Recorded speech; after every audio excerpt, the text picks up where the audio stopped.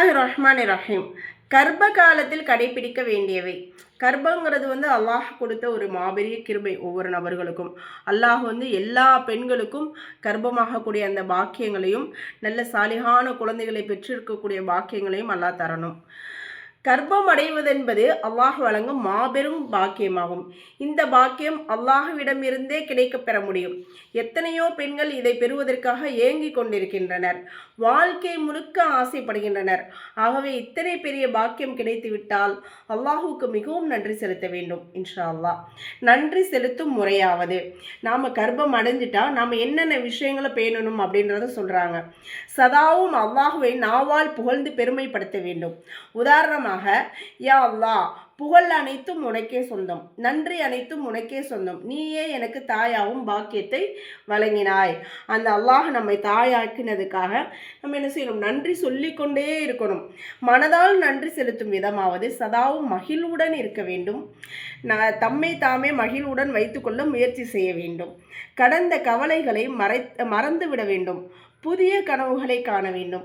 சிறிது நேரம் ஒதுக்கி சலாத்து ஷுக்ரு அப்படின்னாக்க, சலாத்துனா தொழுகை, ஷுக்ருனா நன்றி, அல்லாஹ்வுக்கு நன்றி செலுத்தக்கூடிய தொழுகை என்ன செய்யணும்? நியத்தில் 2 ரகாத்துகள் நஃபில் தொழ வேண்டும். பிறகு தமக்கு சாலிகான குழந்தைகள் பிறக்க வேண்டுமென அல்லாஹ்விடம் துஆ கேட்க வேண்டும்.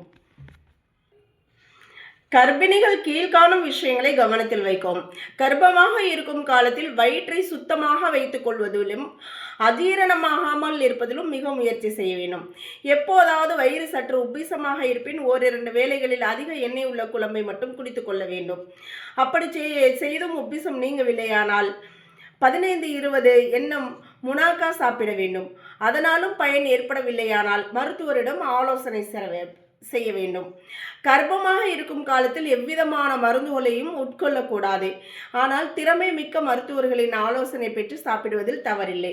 கர்ப்பமாக இருக்கும் காலத்தில் நடக்கும்போது கால்களை வேகமாக தரையில் வைத்து நடக்கக்கூடாது. மேலும் மேலிருந்து கீழே ஒரே மூச்சில் இறங்கிவிடக்கூடாது. வயிற்றை அதிக அசைவிலிருந்து தவிர்த்து கொள்ள வேண்டும். மிக கடினமான வேலைகள் எதுவும் செய்யக்கூடாது. மிக கனமான சுமைகளை தூக்கக்கூடாது.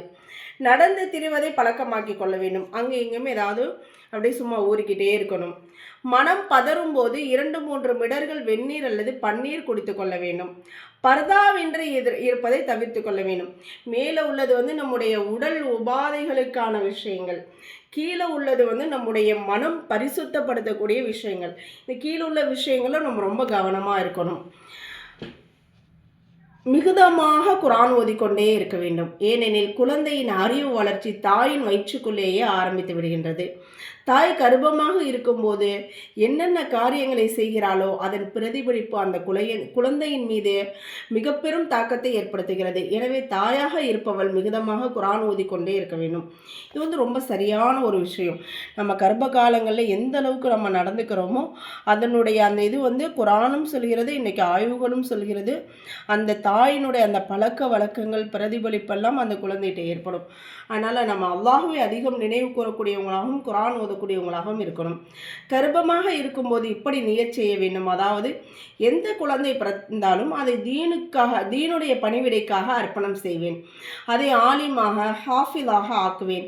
அதை உண்மையை முஸ்லீமாக ஆக்குவேன் அப்படின்னு நாம் பரிபூர்ணமாக நியத் வச்சுக்கணும். கர்ப்பமாக இருக்கும் பெண் ஒவ்வொரு நேரமும் அல்லாஹு தாலாவிடம் சாலிகான குழந்தை பிறக்க வேண்டும் என துஆ செய்து கொண்டே இருக்க வேண்டும். ரொம்ப நல்ல ஒரு விஷயம். எந்த குழந்தையோ அல்லாஹ் கொடுக்கறது ஒரு பெரிய நியாமத்து. ஏன்னா அல்லாஹுக்கு தான் தெரியும் எந்த குழந்தையின் மூலமாக நமக்கு நன்மை தீமை இருக்குது அப்படின்றத. அப்போ அல்லாஹ் கொடுக்கறதை நம்ம ஏற்றுக்கொள்ள வேண்டும். அந்த பிறக்கக்கூடியது சாலிகானதாக பிறக்க வேண்டும் என்பது தான் நம்முடைய துஆவாக இருக்கணும். கர்ப்பமாக இருக்கும் பெண் அதிகமாக கோபமோ கவலையோ கொள்ளக்கூடாது. கர்ப்பமாக இருக்கும் நிலையில் உள்ளத்தையும் மூளையையும் தூய்மையாக வைத்துக் கொள்ள வேண்டும். கெட்ட அசுத்தமான சிந்தனைகளை உள்ளத்திலிருந்தும் மூளையிலிருந்தும் அகற்றிவிட வேண்டும். எவருக்கும் கர்ப்ப கலைந்துவிடும் பழக்கம் உள்ளதோ அவர் 4 மாதங்கள் வரை 7 மாதங்களுக்கு பிறகும் மிகவும் பேணுதலாக இருக்க வேண்டும். சூடான எந்த பொருளையும் சாப்பிடக்கூடாது.